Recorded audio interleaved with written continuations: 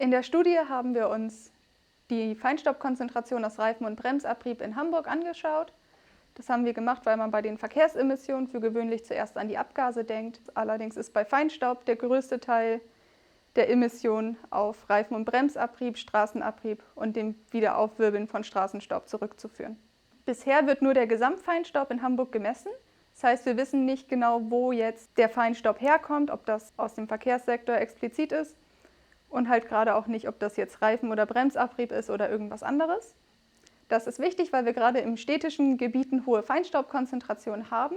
Und wenn man in Bezug auf die Luftqualität die Feinstaubkonzentration senken möchte, muss man erst einmal wissen, wo sie herkommen, damit man entsprechende Maßnahmen ergreifen kann. Dafür haben wir ein numerisches Chemietransportmodell verwendet vom Helmholtz-Zentrum Herion und haben mit einer Auflösung von 100 Metern Hamburg für ein ganzes Jahr in stündlicher Auflösung gerechnet.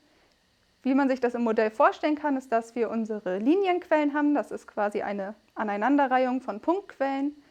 Und mit Hilfe von Emissionsfaktoren aus der Literatur konnten wir dann pro Auto für unterschiedliche Feinstaubgrößen, also für PM2.5, PM10 und für eine noch größere Größe, die einzelnen Klassen nachverfolgen. Die Studie ist aus meiner Masterarbeit entstanden, wo ich zunächst nur stichprobenartig für 3 Monate das analysiert hatte.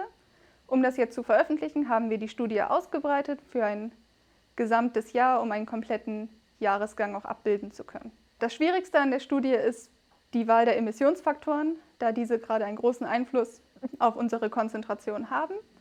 Dazu gibt es in der Literatur eine sehr weite Spanne an Emissionsfaktoren, die allerdings nicht immer das Gleiche aussagen oder das Gleiche analysiert haben. Und wir haben jetzt Emissionsfaktoren gewählt, die am besten zu unseren Verkehrsdaten passen und uns realistisch erscheinen.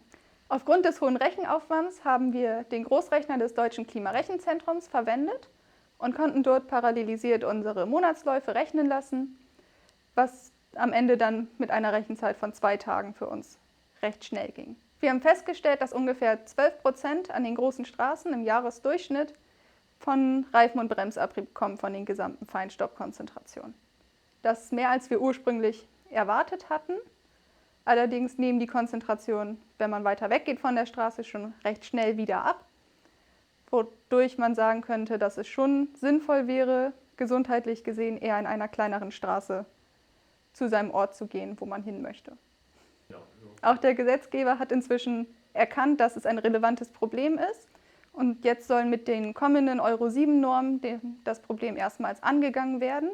Und wir hoffen, dass wir mit unserer Studie dazu einen wertvollen Beitrag leisten konnten. Wenn ihr mehr zu den Ergebnissen erfahren wollt, könnt ihr das in dem hier verlinkten Paper einmal genauer nachlesen.